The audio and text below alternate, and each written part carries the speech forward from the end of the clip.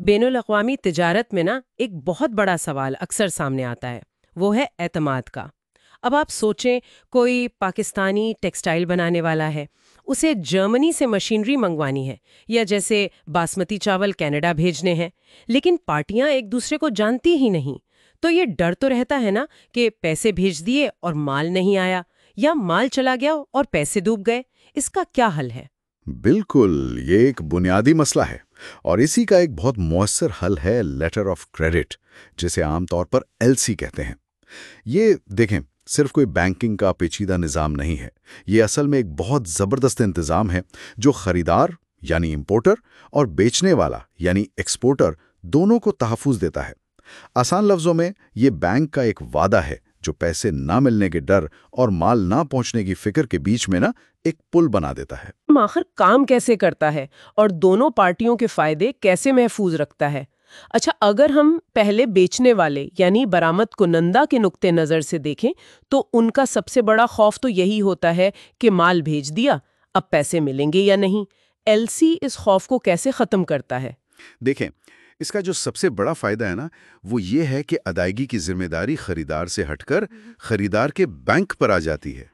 اس bank کو جاری کرنے والا بینک یا ایشوئنگ بینک کہتے ہیں۔ یہ بہت اہم بات ہے۔ اگر برآمد کنندہ LC میں لکھی ساری شرائط پوری کر دے، مطلب صحیح دستاویزات جیسے بل آف ییلڈنگ، انوائس وغیرہ ٹائم پر جمع کرا دے، یعنی ثبوت دے دے کہ مال بھیج دیا ہے، بالکل، تو پھر بینک ادائیگی کرنے کا پابند ہے، چاہے بعد میں خریدار دیوالیہ ہی کیوں نہ ہو جائے۔ اس سے جو ٹریڈ رسک ہے وہ بہت حد تک کم ہو جاتا ہے۔ اگر خریدار کے ملک یا خود اس کے بینک کے بارے میں ہی شکوک ہوں، مطلب ان کی مالی حالت مستحکم نہ ہو تو؟ ہاں، یہ بھی ایک صورتحال ہو سکتی ہے۔ اس کے لیے پھر کنفرمڈ لیٹر آف کریڈٹ استعمال ہوتا ہے۔ اس میں ایک دوسرا بینک جو اکثر بیچنے والے یعنی ایکسپورٹر کے اپنے ملک کا ہوتا ہے، وہ اپنی گارنٹی بھی شامل کر دیتا ہے۔ اسے کنفرمنگ بینک کہتے ہیں۔ تو اب گویا دو بینکوں کی گارنٹی ہو گئی۔ اگر پہلا بینک یا اس کا ملک کسی وجہ سے ادائیگی نہ کر پائے تو یہ دوسرا بینک ذمہ دار ہوتا ہے۔ اچھا، ڈبل گارنٹی ہو گئی۔ لیکن ایک اور بات جو ذہن میں آتی ہے وہ یہ کہ بینک تو صرف کاغذات دیکھ رہے ہیں، ٹھیک، وہ اصل مال تو نہیں دیکھتے۔ جی بالکل۔ تو اگر خریدار کو مال ملے اور وہ کہے کہ بھائی یہ تو وہ کوالٹی نہیں جو مانگی تھی، تب کیا ہوگا؟ کرنا ہے کہ وہ LC کی شرائط کے مطابق ہیں یا نہیں۔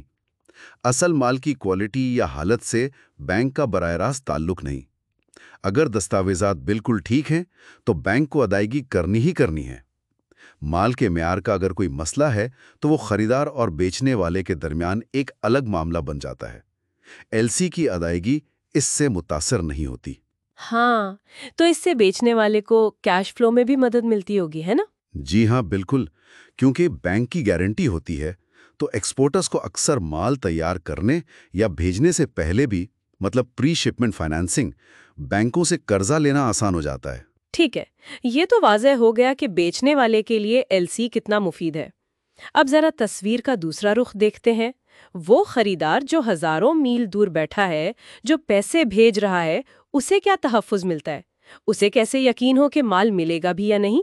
دیکھیں، درآمد کنندہ کا سب سے بڑا تحفظ یہ ہے کہ اس کا اپنا بینک یعنی وہی ایشوئنگ بینک تب تک بیچنے والے کو 1 روپیہ بھی ادا نہیں کرے گا جب تک کہ وہ تمام دستاویزات جمع نہ کرا دے جو LC میں مانگی گئی تھیں، اور یہ دستاویزات ہی اس بات کا ثبوت ہوتی ہیں کہ مال واقعی بھیج دیا گیا ہے اور ویسے ہی بھیجا گیا ہے جیسے طے ہوا تھا۔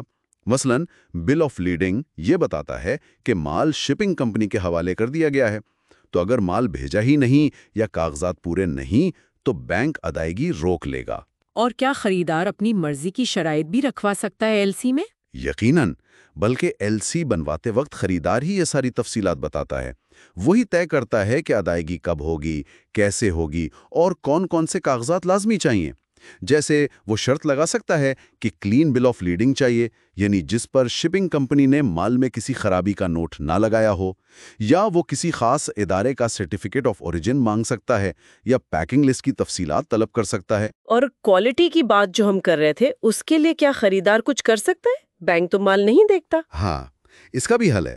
خریدار LC میں یہ شرط شامل کروا سکتا ہے کہ بیچنے والے کو مال بھیجنے سے پہلے کسی تیسری غیر جانبدار انسپیکشن کمپنی سے مال کا معائنہ کروا کر اس کا سرٹیفکیٹ جمع کروانا ہوگا۔ بینک پھر ادائیگی سے پہلے یہ سرٹیفکیٹ بھی چیک کرے گا، تو ایک طرح سے کوالٹی کی بھی تسلی ہو جاتی ہے۔ اس کے علاوہ LC ادائیگی کی مختلف شرائط بھی دیتا ہے، جیسے ایٹ سائٹ یعنی کاغذات ملتے ہی فوراً ادائیگی، یا یوزانس مطلب 60 یا 90 دن بعد ادائیگی۔ اس سے خریدار کو اپنا کیش فلو مینج کرنے میں آسانی ہوتی ہے۔ تو گویا بینک اس سارے معاملے میں ایک غیر جانبدار ریفری کا کردار ادا کر رہے ہیں، جو صرف اصولوں اور دستاویزات کے مطابق فیصلہ کرتے ہیں۔ بالکل صحیح۔ وہ صرف ریفری نہیں، وہ اس پورے کھیل کو ممکن بناتے ہیں۔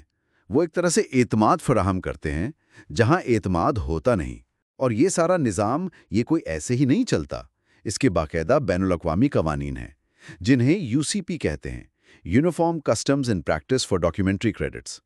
یہ ICC یعنی انٹرنیشنل چیمبر آف کامرس نے بنائے ہیں۔ اصل میں بینک کرتے کیا ہیں؟ وہ دو انجان پارٹیوں کے بیچ کا جو رسک ہے نا، تجارتی رسک، ملکی رسک، اسے اپنی ساکھ سے بدل دیتے ہیں۔ وہ اپنی کریڈٹ وردینس کو استعمال کر کے سرحد پار تجارت کو محفوظ بناتے ہیں۔ یہ صرف رسک مینجمنٹ نہیں، یہ اعتماد کی بنیاد فراہم کرنا ہے۔ تو اگر ہم خلاصہ کریں تو لیٹر آف کریڈٹ بنیادی طور پر خطرے کو ختم تو نہیں کرتا، بلکہ اسے ٹرانسفر کر دیتا ہے۔ یہ خریدار اور بیچنے والے کے ایک دوسرے پر عدم اعتماد کے خطرے کو بینک کی ایک مشروط گارنٹی میں بدل دیتا ہے، جو صرف صحیح کاغذات پیش کرنے پر منحصر ہے۔ آپ نے بالکل صحیح نتیجہ نکالا، اور اسی نظام کی بدولت آج ملتان کا ایک تاجر مونٹریال یا میونخ میں بیٹھے کسی کاروباری کے ساتھ بغیر کسی ہچکچاہٹ کے اعتماد کے ساتھ لین دین کر سکتا ہے۔ لیکن یہاں ایک دلچسپ سوال یہ بھی پیدا ہوتا ہے، اور شاید اگلی گفتگو کے لیے ایک موضوع بھی، کہ جیسے جیسے ڈیجیٹل ٹیکنالوجی آپ دیکھیں بلاک چین وغیرہ آگے بڑھ رہی ہے، تو کیا مستقبل میں اعتماد قائم کرنے کے یہ جو روایتی